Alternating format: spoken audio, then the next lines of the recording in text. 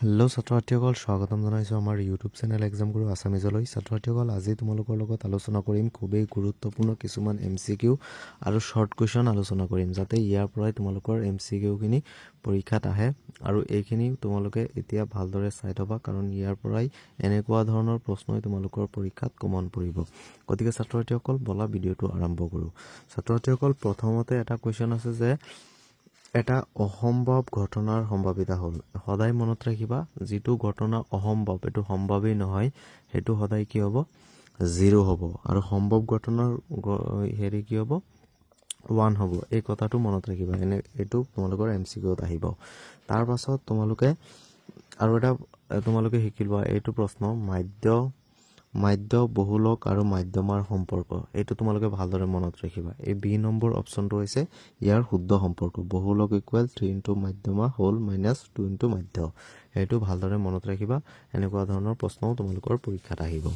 তাৰ পাছত চোৱা কি প্ৰশ্ন আছে যে আকৌ এটা দিছে, এটা লুডু গুটি এবাৰ দলীয় হ'ল, 0 পোৱাৰ সম্ভাৱিতা কি?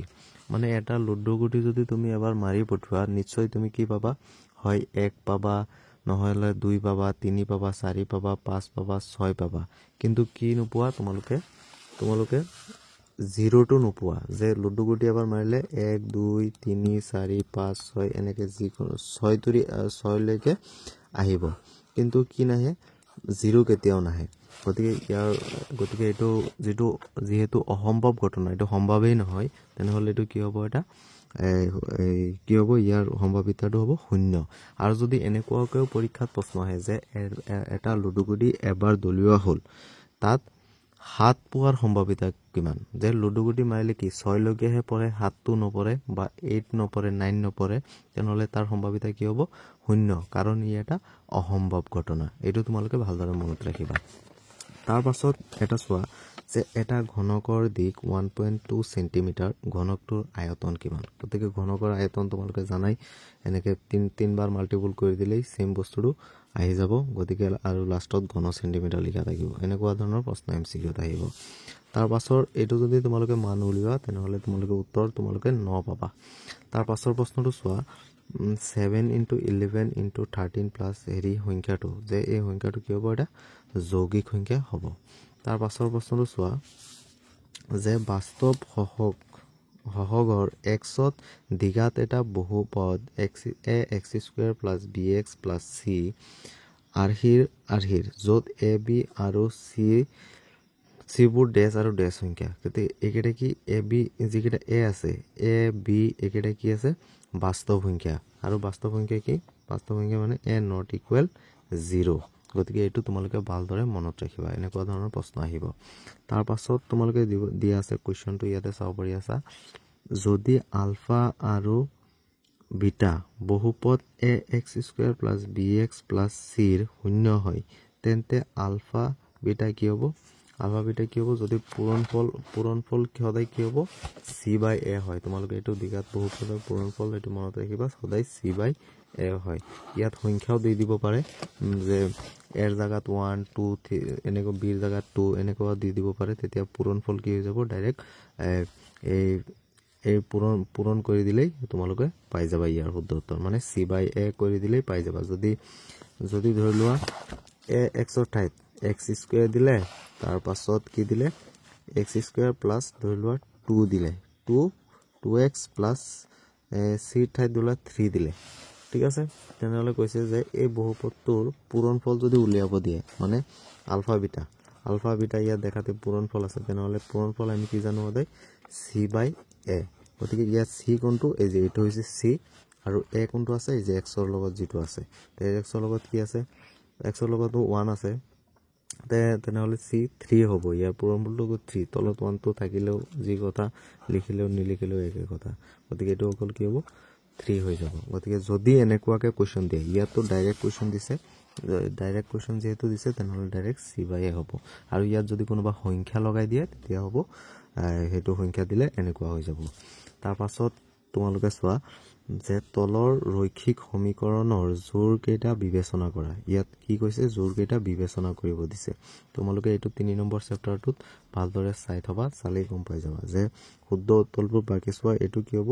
1 নম্বৰটো হ'ব ইয়াৰ এই ডি নম্বৰত যি আছে যে জোৰটোৰ কোনো সমাধান নাই কিন্তু জোৰটোৰ অসীম সংখ্যক সমাধান আছে গতিকে ইয়াৰ পাছতে তোমালোকে চাবা ইয়াতে চাব পাৰি আছা যে যদি 3x + 2ky = 2 আৰু 2x + 5y + 1 = 0 ৰেখা দুডাল সমান্তৰাল বুলি যেহেতু কৈছে তেনেহলে কি হ'ব যে a1/b1 = কি হ'ব যে b = কি a1/b1 তাৰ পিছত ইকুৱেল 2k/5 যদি এটো হয় কিন্তু নট ইকুৱেল কি হ'ব এটো আৰু এটো হ'ব নট ইকুৱেল গতিকে ইয়াৰ শুদ্ধ উত্তৰটো যদি এনেকুৱা হয় তেনেহলে ইয়াৰ শুদ্ধ উত্তৰটো হ'ব সি নম্বৰটো কেৰ ভ্যালু যেহেতু উলিয়াব কৈছে সমান্তৰালৰ তোমালোকে ফৰ্মুলা আছে কিতাপতে আছে ফৰ্মুলাটো মই তোমালোকক দেখুৱাই আছো ইয়াতে চাব পাৰি আছা ইয়াতে চোৱা এটো ফৰ্মুলা তোমালোকে যদি বহাই দিয়া তেতিয়া তোমালোকে ডাইৰেক্ট পাই যাবা 15/4 টো তোমালোকে পাই যাবা কেৰ ভ্যালু পাই যাবা এনেকুৱা ধৰণৰ প্ৰশ্ন তোমালোকৰ পৰীক্ষাত আহিব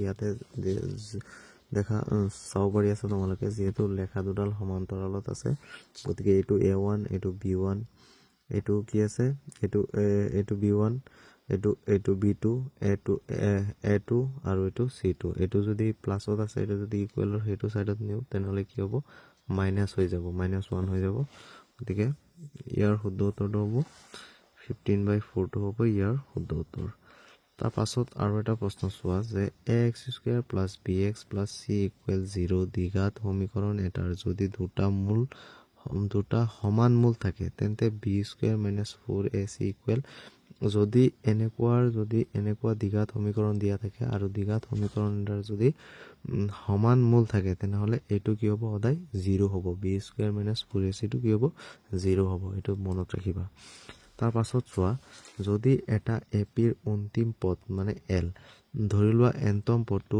l হয় তেন্তে এপি টোৰ সকলো পদৰ যোগফল যদি অন্তিম পদ l হয় তেনেহলে এটোৰ যোগফলটো কি হ'ব n/2 a + l এটো তোমালোকৰ MCQ অপচন আকাৰে আহিব পাৰে গতিকে তোমালোকে এইখিনি ভালদৰে চাই থবা তাৰ পাছত চোৱা তাৰ পাছত আছে ইয়াতে ফৰ্মুলা আৰু এটা দি দিছে যে ইমান x1 y1 b x2 y2 বিন্দু সংযোগী ৰেখাৰ মাজৰ দূৰত্ব গতিকে ইয়াৰ বিন্দু সংযোগী ৰেখাৰ মাজৰ দূৰত্বৰ ফৰ্মুলা যদি আমি বহাই দিও তেনেহলে এটো আমি পাই যাম ইয়াৰ উত্তৰ তাৰ পাছত কেৰ ভ্যালু উলিয়াব আহিব পাৰে 1 মাৰ্কছৰ কাৰণে এটো তোমালোকে সকলোৱে জানা ত্ৰিভুজৰ কালি উলিওৱা যেটো আছে 7 নম্বৰ চেপ্টাৰত তেনেকুৱা যেহেতু বিন্দুবিলাক একৰেখীয় তেনেহলে কি হ'ব ইয়াত x1 x2 x3 y1 একেটাৰ value আমি উলিয়াই লব লাগিব ইয়াৰ পাছত আমি এনেকে পূৰণ যোগ বিয়োগ পূৰণ হৰণ কৰিলেই আমি উত্তৰ পাই যাম তাৰ পাছত আৰু এটা ধৰণৰ খালি ঠাই বুলি ইয়াত আছে কিন্তু তোমালোকৰ পৰীক্ষাত ডাইৰেক্ট কোৱেশ্চন আহি যাব পাৰে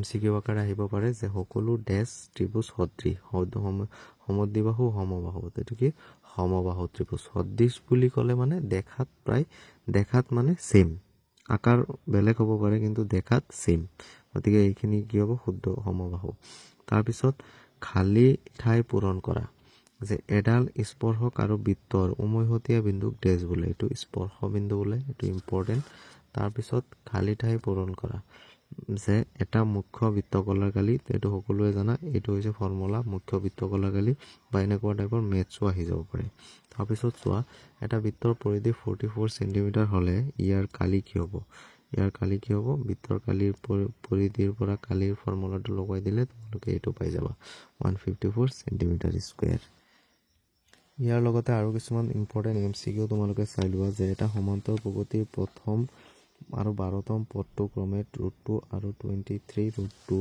ইয়াৰ সাধাৰণ অন্তৰ গতিকে সাধাৰণ অন্তৰ কেনেকৈ ওলাব লাগে আগৰ পদটো নেক্সট আগৰ পদটো মাইনাস তাৰ মানে পাছৰ পদটো মাইনাস তাৰ আগৰ পদটো কৰি দিলেই তোমালোকে সাধাৰণ অন্তৰ পাই যাবা গতিকে ইয়াৰ শুদ্ধ উত্তৰটো যদি কৰো আমি তেনেহলে ইয়াৰ শুদ্ধ উত্তৰ হ'ব সি নম্বৰটো তাৰ পাছত চোৱা y অক্ষৰ পৰা a বিন্দুৰ লম্ব দূৰত্ব ইয়াৰ শুদ্ধ উত্তৰটো হ'ব b নম্বৰ 5 তাৰ পাছত চোৱা আৰু এটা কোৱেশ্চন আছে px, 0 আৰু q মাজৰ দূৰত্ব 10 একক আৰু x ৰ ধনাত্মক অখণ্ড সংখ্যা হলে x = কি হ'ব ইয়াৰ শুদ্ধ উত্তৰটো হ'ব d নম্বৰ 11 গতিকে ছাত্ৰ-ছাত্ৰীসকল আজিৰ ভিডিঅ'টো আছিলে ইমানেই যদি ভিডিঅ'টো চাই অলপো ভাল পালা তেনেহ'লে ভিডিঅ'টোত এটা লাইক কৰি দিবা আৰু যদি তোমালোকৰ এনেকুৱা ধৰণৰ ভিডিঅ' লাগে তেনেহ'লে তোমালোকে কমেণ্ট ছেকশ্যনত কমেণ্ট কৰি জনাই দিয়া তেনেহ'লে আকৌ এনেকুৱা ধৰণৰ ভিডিঅ' তোমালোকৰ সন্মুখত লৈ আহিম